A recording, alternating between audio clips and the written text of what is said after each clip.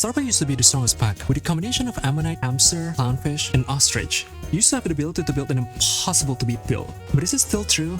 The recent patch actually nerfed two of the things that makes this so problematic, mainly the Elk and the Ammonite. With both of that changes, is Starpack still competitive, or has it fallen from the strongest pack contender? I played 4 games today on stream and this is what I found. But it's me, so today I played like a couple of games on stream and just like trying to find out how the new Starpack feel. I played like 4 games and this is the first game. I'm still like trying to judge how the new one feels, and so far I don't particularly found that much difference. Obviously it is worse now because like you used to be able to just like have a billion ammonites with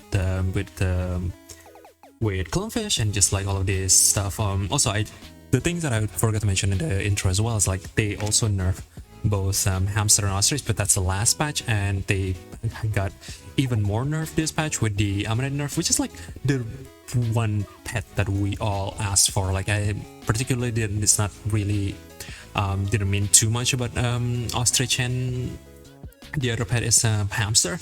Hamster is still strong, but I don't think the ostrich is particularly a problem. But they did decided to nerf all 4 of them, all the 4 core things that makes Starpack become so frustrating to play against. So in this new version, is it that bad? And I just trying to play around here, and they did introduce a lot of different things that can be used to. By the way, this is like a Chihuahua iguana tech. It is the first time I played this pack in a while. I was like, you know what, sure, let's have some fun with this some niche tech. My one in his upper level 2 hatching shift, so I already have monkey scaling on turn 5. But as you can see in the future, this thing is not even like it's not even relevant to the result of this game right now. My one here actually have 2 dolphin, and they're trying to pivot a lot of and they're trying to play with Doberman, so they're just trying to rise everything and just like pivot all their boards because they are trying to activate the Doberman ability here. I don't think Doberman is that good against this pack because my plan currently, it's obviously there's like other stuff, but my plan currently is trying to play for summons, and Doberman's not that good against summons. And even if I'm playing against into like a ammonite board, there's still like a bunch of things that I could do to pop the melon with the ammonite ability. And here I'm still like winning. Actually, I did not win that runs. Yeah, my board isn't that good because I'm also just pivoting. I saw my opponent is doing this. I'm like, you know what? I'm going to grid the whole way for Starfish because it's one of the like Starfish line still exists compared to because this is the one line that people used to play before they discovered Ammonite. So there's still powerful lines on on Starpack. It's not like the pack is completely unusable just because Ammonite is nerfed, right? And Ammonite, there's like another game that I played today on this video as well that proof that Ammonite is still good. Also, I did the reason why this video is existing is like I'm trying to make another video that's like a tutorial on Starpack, but they changed a bunch of things. So I'm like, you know what? Let's just make this video as a preamble of that video because and then a lot of info on that video is going to be outdated because that's like pre-patch. This is the after patch. So the difference is really minimal. If anything, there's like a lot of different tech as well that can be added on top of the stuff that I included on that video. I'm here, I'm just like playing for Spino now, and the plan is, I don't even think this Orca was good, or freezing this Orca, was that I really need the Starfish pivot. But yeah, Spino is a really powerful unit. Here, the coconut is actually mattering a lot, and that I hit like a bad breakpoint as well there. And here I managed to hit this Starfish immediately. So my board here is incredible at this point. I was trying to decide whether this Ammonite is good or not because my opponent have a Doberman. Again, the idea is just like, obviously the Doberman is like currently the highest attack or the HP. I can't really like necessarily pop the coconut immediately, but eventually I'll be able to clean all the small units and but I decided to take the Piranha because I'm like, you know what, this feels consistent. I even took this hot dog because like, okay, let's just get some more stats. I think my board is already completed. And this is already a strong board. Like Spino is one of the pet that is just like so powerful that it can just like clean up because of how good it is. But my opponent did have like 2 coconuts here, and with all the here actually also if the Spino hit the mammoth, I actually would manage to trade the stonefish and try to like beat this dorm all of my orca summons. But the orca touch the stonefish. This coconut didn't matter actually because I managed to hit this. But unfortunately here I summoned a bogfish, which because of the box ability, it turned my unit into like a 20 HP, which exactly within the lionfish breakpoint, and it made me lose round. Yeah, it would have been like a draw, but yeah, Spino board still good. Like I think I'm pretty confident if the game goes longer, I get equipment, I get like a level 2 orca or just like sabers are better. I would have won this game because like I think Spino is one of the pet that is actually like pretty powerful against Pack 2 specifically as well. Still seeming like I'm managed to build a good board there. And second game that I played is also against Pack 2. As you can see, just like visually, my opponent seems to have a gigantic board, right? I'm kind of just trying to show how good Spino is again. I already have a level 3 platypus, so at any point I could just sell the platypus for like a starfish pivot and just like get stats on my unit, but I already have a clownfish. It's already like enough to make my Spinosaurus to somewhat be above like snipes damage, because my warrior is now fighting against a octopus or just like sword, or like the other one is a toy gun. But as you can see here, all the Spino stats actually enough to even just win the round there. But there's a Sabertooth, so I'm just saying, you know what, I'm just going to buy the Sabertooth. And I'm putting my pug in the back because again there might be a toy gun in the back that would snipe my Spinosaurus, so I'm just deciding to be safe. There's not really like a much punish that would happen here, so I actually managed to hit a Terrapin as well, and that just clears everything. So yeah, I'm kind of just like showcasing this and compliment of the previous game because Spino is good. I think specifically Spino is good against, I think, Pack 4 and Pack 2. Obviously it's not impervious as well, and you can also use it on against Pack 1. Just deciding the best kind of like Spino board will be with a starfish pivot, because as I said, if you have a Spino board, usually you want HP on the Spino, and the easiest way to get that is by using the starfish. Giving your entire board 6/6 and you're giving your Spino like 6 HP.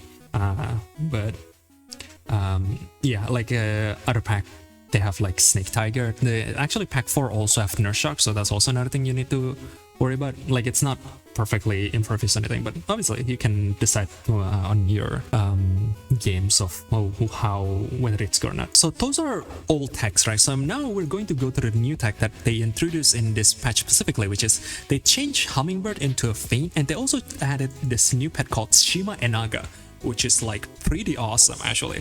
Shima Enaga is a let's just go to the tier 3 here. I shouldn't hit the Shima Enaga here, but it's a custom pet that they added, including to replace what is it called? Puffin. Puffin was really bad previously because it doesn't really have that much utility. It's a snipes, but the snipes is so small that it doesn't really matter how many. The snipes value doesn't really matter usually, so I'm really glad that they added to Shima Enaga, and this is how you play Shima Enaga. Basically, I had 2 of Shima Enagas here, and the main value of Shima Enaga is like you just get multiple of him, which means you are able to, with all of this build, I can get like the strawberry value with my pheasant, and also getting the Shima Enaga value, just like combining them. So it's a really good tempo, and which, like as you can see, it's just spawning like 2/2 here in battle, and it also just gives me long-term benefit. So it's an incredible unit, because now with all of this stack, I actually managed to hit a clownfish as well. With all of this stack, I can get a level 3 Shima Enaga very early because it just constantly self-duplicates itself.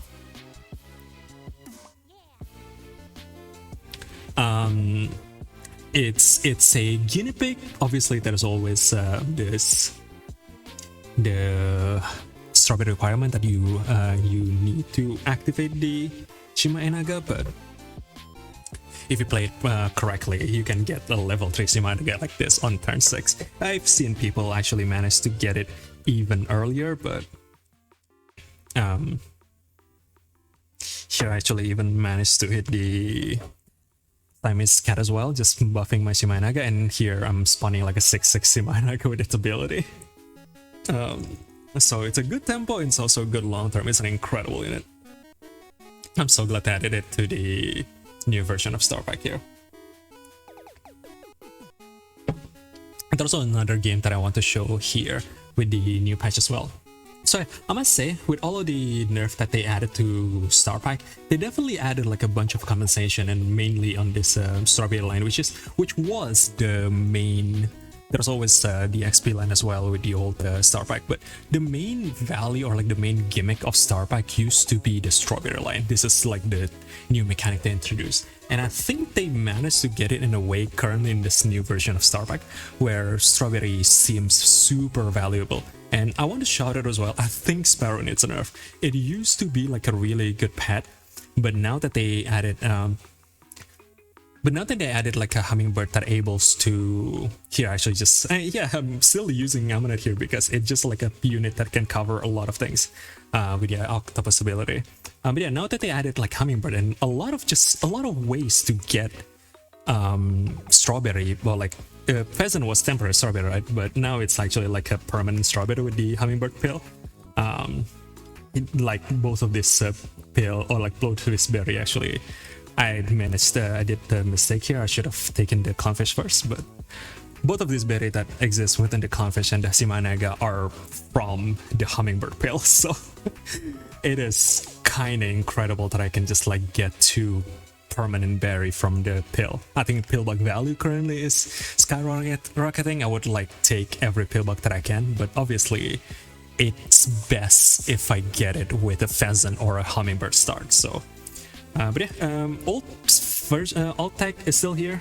I'm still using Amulet, I'm still using Pheasant, I'm still using all of this old stuff, but now I'm still using Ostrich as well here in this game. Like, Amulet is one of the best thing you can do against this kind of board where my opponent is trying to do Tiger, Snake with Shark. So the Amulet is just a good purchase, and it's not overpowered because it doesn't like transform to my units, and if anything it's actually like pretty neat because I don't need to roll that much with the hamster nerf. Now I don't actually need hamster, I just need to level 2 Amulet and roll 5 times if I want level 3, and now I have protection with the Sparrow as well. So like, this is a good board. I don't have like 3 40/40 Amulet, which was unbeatable, but this is still like an incredibly difficult board to beat. So yeah, I don't think this new version of Star Pack is weaker. I think it have enough compensation to kind of make it into contention to the other pack as well. Alright, last game that I played and streamed today, and as you can see here, I'm using all of this pillbug as well, because I'm trying to test how much I can just limit test the new strawberry synergies. So I'm kind of just like forcing all the available strawberry synergies that I know, which is like the pheasant and the pillbug. This line was available before. Also, you can see here in the next turn I actually managed, I did a mistake. I was trying to frog swap from the pillbug into the pheasant because I know the pheasant is going to be a long-term unit. Specifically here, after I am tearing up, I actually did manage to get a Cassowary, and Dove is actually changed. They make it so it activates 3 friendly strawberries. So compared to the previous Dove where it splits buff into 2 units and it also removes your strawberry, it actually doesn't do that anymore. And the main thing that I'm really surprised here is like, it's a friendly strawberry, so it actually does activate on itself as well. So here I skipped the Dove in favor of the pheasant because I didn't realize that it actually activated on itself as well. I was like trying to find a way to get 3 strawberries because I want to make maximum value out of my Dove, but actually I could have just sell my Dove or like take the Dove and pill it.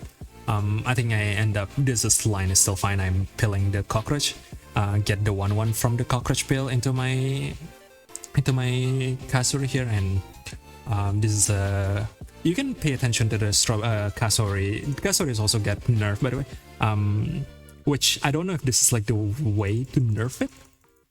I found like a suggestion by someone. Also here, we didn't manage to hit the Cassowary, and in here I took the Chihuahua first, and then I combined all of the pheasant, took another anteater on the for the berry, and then I took the dove. I was like really doubtful because like there's no way that it works with itself, right? But because it says friendly, I was doubtful because it got pilled. Like there's no way it still treats that strawberry as something that exists, but I pilled it. And as you can see, the coffee beans actually triggers on all three, which means I just got 4/4 from all of that from what that singular petal on my cassowary, and now my cassowary just grows gigantic in a single pill. And I keep doing this for like a couple turns. My singular cassowary has already managed to contest me to my opponent here. Like cassowary is still a really powerful unit. It got nerfed by like 1 HP. I think the suggestion that I like from that people did was making Cassowary to be like having temporary HP and making it the buff attack instead of HP. Oh, like yeah, buff attack instead of HP, which I think is a better solution. Making like a dog from pack 1. And yeah, I got the pillbug, I got a dove in the shop, and I'm like, sure, I'll take it. I even I think I bought a raw strawberry. Yeah, I bought a raw strawberry on my cassowary here because it doesn't replace my strawberry anymore. I can just like put a strawberry on the cassowary, get full value onto my dove, because it activates itself, the berry on the cassowary, and also the berry on the guinea pig as well. I got 4/4 out of all that from the activation of the dove plus the dove having strawberry being pilled as well. So now I just have a 1720 unit on turn, what, like 5? It's incredible. Someone mentioned on stream that is like, oh yeah, this is the line already exists, but well, it's not like this when you can just like bunch up everything up. Like the new dove is buffed by a lot right now. This is like an incredible new version of the dove, and I'm locking both of these.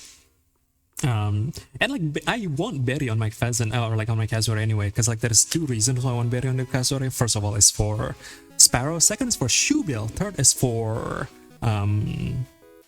pelican. So having strawberry on your cassowary just kind of like enables you to buy all of this pet beef without any restriction. You can just like buy them raw.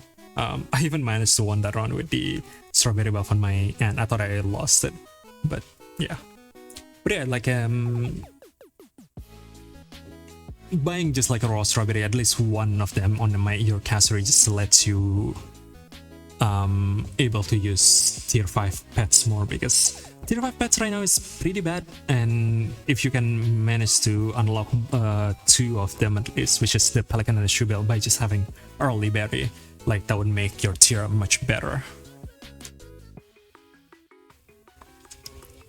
Previously, the one pet that is like good on tier 5 was the hamster, but they nerfed the hamster, so it's not worth it as much anymore. The new hamster is a lot worse compared to what it was. I don't know if I'm going to buy the new hamster, to be completely honest. I'm pretty sure it's like way worse, and I think I can just like use sausages. And with the new Amulet as well, because it's lower requirement to get levels on my pet. I can just like level the Amulet to level 2, get 5 rolls. That's already enough to get level 3 on level 2 Amulet. Getting level 3 Mimic Octo. So I don't think I need that much rolls anymore. Like the other argument to get more rolls is getting more ostrich value, but I think even ostrich, you don't need that much scaling. Like this is the thing, you don't need overpowered board. You just need to have a good board. And right now my board is overpowered because my opponent cannot catch up with my cassowary scaling. Here I actually just bought the sausages, copied the sausages and copying the strawberry. I still have the strawberry anyway, but I'm just trying to get some extra growl for the next turns because I'm trying to guarantee a win here. I even just like still draw that. Obviously their board is also not good, but they're trying to compete with this singular cassowary for a while. As you can see here, I freeze the hamster, trying to decide whether I need it or not. Here I did manage to hit the Ammonite, so I decided to sell the pheasant, take the Ammonite because it's also just like a stats bank in battle. So with this Ammonite, I actually managed to kind of like heal from all the skunk ability. Here I position like this because I thought I needed more rolls for the next turn because I wanted to roll a lot with the Ammonite. Yeah, Ammonite is still like this pretty powerful unit because again, as you can see from the previous game as well, it kind of just covers all my opponents out. Mainly Snake, because Ammonite is just better than Snake. It can snipe the Snake before it can hurt you anyway. And here I purchased a Strawberry on my Cardinal. Here I actually didn't play this turn well because I couldn't figure out how much rolls I actually need for the Ammonite, but there's actually no change. You still need 10 rolls to get level 3 pet here. It doesn't show it, but I actually have a billion free rolls here, so I just start rolling because I got confused. But I did get the 10 rolls required to get a level 3 Mimic Octo.